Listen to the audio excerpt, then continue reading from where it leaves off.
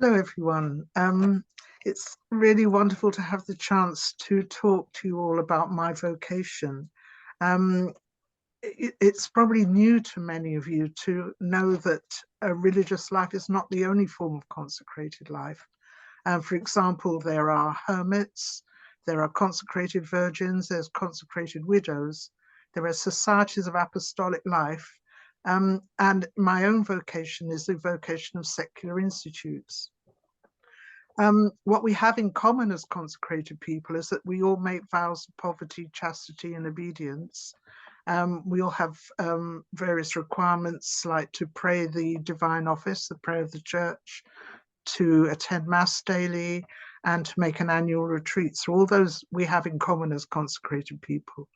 But to talk about the secular institute vocation, it's a very new vocation in the church. It was officially recognized in 1947 by Pope Pius XII. Um, and what we are is we are consecrated lay people. So there's no external change in our circumstances when we become members of secular institutes. And my own institute is called Regnum Mariae, and it's affiliated to the Servite order. And many of the religious orders have their own secular institutes. For example, the Dominicans, Franciscans, and Carmelites all have secular institutes. Um, as I said, we are consecrated lay people. We don't have a habit. We're totally indistinguishable from any other lay people, apart from the fact that we're consecrated. We live alone or we live with our family. I myself live with my family. But what we do is we follow a rule of life. And we don't have an apostolate. We don't have a work that we all do together. Our apostolate is our own profession. Um, and I think the thing that really distinguishes us is that we have personal responsibility for our lives. So we have to we have control of our own finances. We make our own decisions about our life in consultation with a sister in our institute. And so we actually share all the insecurities of other lay people. So if we become unemployed, or become ill, we have to claim benefits just like anyone else. And the way our institute life is lived is that we do it through regular meetings. So I meet monthly with my sisters, and every year I go and I meet with them in person, because my institute is based in Italy, and my institute life is lived on Zoom at the moment. But every year I do get to go to Italy for a meeting with them, which is very delightful.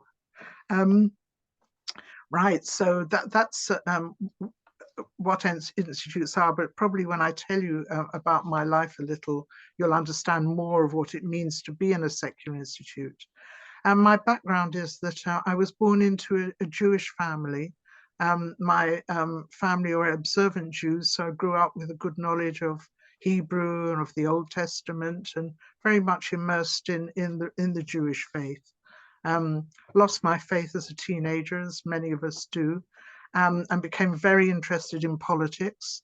I was, let's say, fortunate enough to be at university in 1968 when all the kind of big student revolution was happening. And I learned probably more about politics then than I did through all my lectures. But what it did was it showed me that politics was not the way to change the world. And I didn't, so I was left at the end of my university degree thinking, what am I going to do next? Right at the end of my course, I went on holiday to Morocco. And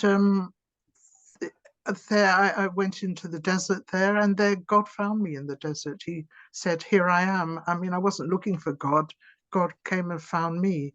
And from that moment of recognition that God was supreme, I wanted to just give my life to following. I thought there's nothing better I could do with my life than to follow God, to find out God, who God is. But as I was not a Christian, I had no concept of falling in love with God, or or consecrated life. I didn't know anything about that or what that could be. So I ended up by becoming a Buddhist, and I studied with a Tibetan monk for several years. And actually, it was when I was studying with the Tibetan monk that I met my husband, because I'm a widow now, but I met my husband, and he actually he was the one who introduced me to the New Testament, to Jesus. And I learned about Jesus through reading the scriptures, through reading the New Testament. And so that was, but I didn't come to have a personal relationship with him at that time. It was just an intellectual appreciation of his teaching. Then what happened was my husband became very ill. He was Jamaican, and he wanted to go back to Jamaica to spend his last years. I went, so I got a job as a teacher, took him to Jamaica, and he died after we'd been there 2 years. But I wanted to stay there because by that time we had 2 children. I wanted them to grow up in Jamaica. And it was in Jamaica, I met someone who invited me to her church. And this is part of my seeking. I did go to lots of different churches, but none of them really drew me in. And it ended up to be in a Catholic church. And that first experience of Mass was an instant conversion for me. And not only that, but I knew at that time that I had a deeper calling to the church, that I had vocation, though I had no idea what it could be, being a mother with 2 young children. Now, the sister who was leading the RCIA was a member of the Servite order.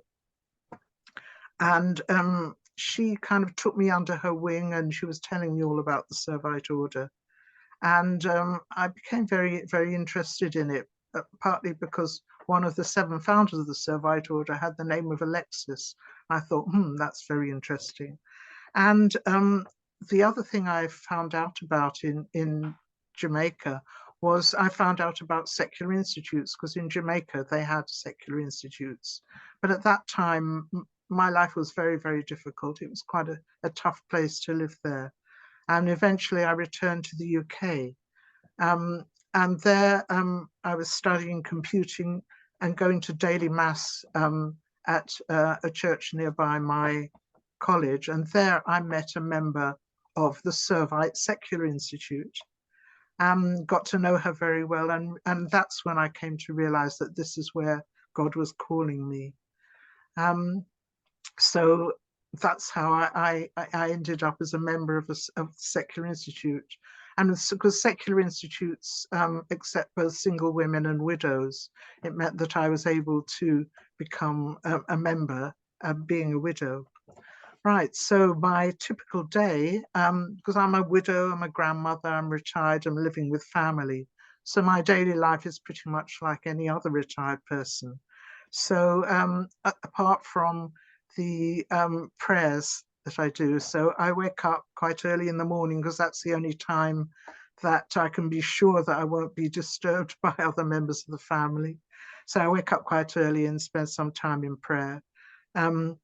Then after breakfast, I either go to Mass at church, or I'm not always able to do that, so I participate online. And then because my brain is more active in the morning, that's when I tend to do all my admin work. I'm secretary of our SVP. Some of you know me from that.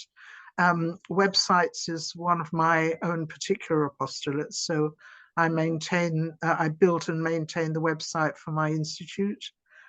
Also, I built and maintain the website for the art group, because one of my other apostolates is being an artist, and I'm very much in and out of Wolverhampton Art Gallery a lot. That's where my art group is based. The other things I might do in the morning are I do a lot of reading for the meetings that I have with my institute. After lunch, then that's my relaxing time. I usually do some artwork, I watch TV, or I attend the art group. or sometimes I have Zoom meetings with my institute in the afternoon. And in the evening, that's family time. So I'm cooking dinner, spending time with my family. Occasionally there's a parish meeting in the evening that I go to. Um, and at weekends, because I have grandchildren, weekends and school holidays, I'm very much occupied with my grandchildren. So really, how is my faith expressed in my life? The religious have that wonderful gift of living in community. So they have that wonderful structure for their consecration with that. So as a secular institute person, I have to put that structure into my own life. So, praying the divine office at morning and in the evening is really very important for me to support my consecration. Obviously going to mass and receiving the sacraments, that's also important for me. I work in the parish, so I help with children's liturgy. I'm just beginning a Lectio Divina group for my parish online. I'm a reader, and also I participate in a craft group in our parish. So just being an active member of my parish, again, that's how my faith is expressed. But really, the essence of our vocation is that we are fully immersed in the world, but we're bringing the gospel values, we're bringing our consecration and bringing our gospel values into the world of everyday life. So we're bringing Christ's presence into the world.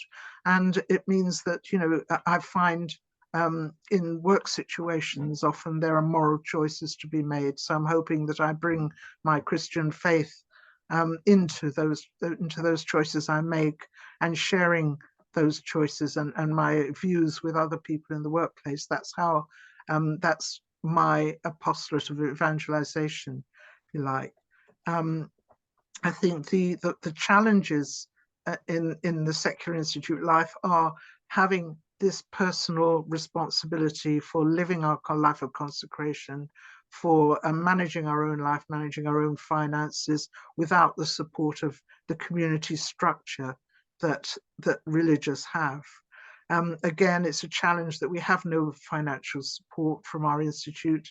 So we have to make provision for our own old age, and if we're ill, we have to make our own arrangements for that.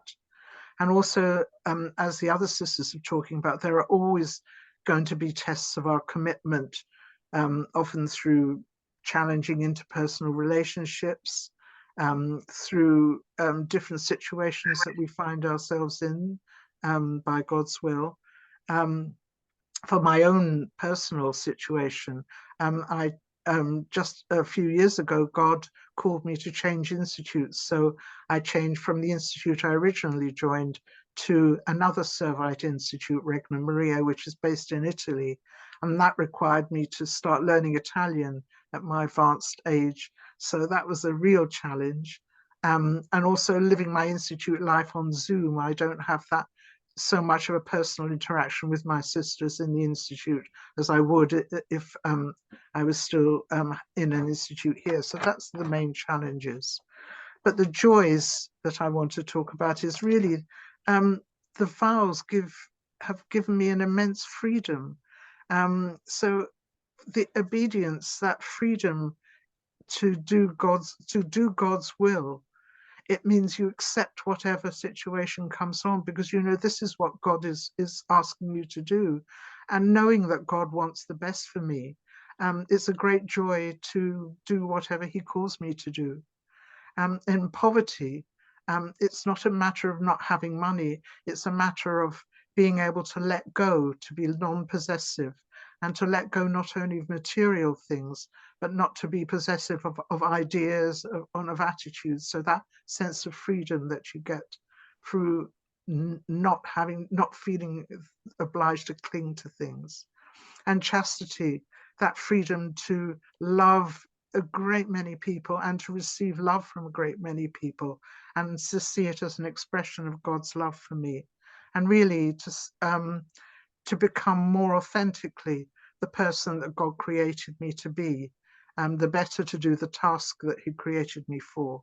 And really the joy of service as well. I think that for me just being able to use the gifts God has given me to put them at the service of others. Okay, I think that's really how I express my faith, and I hope that's given you a deeper understanding of my vocation.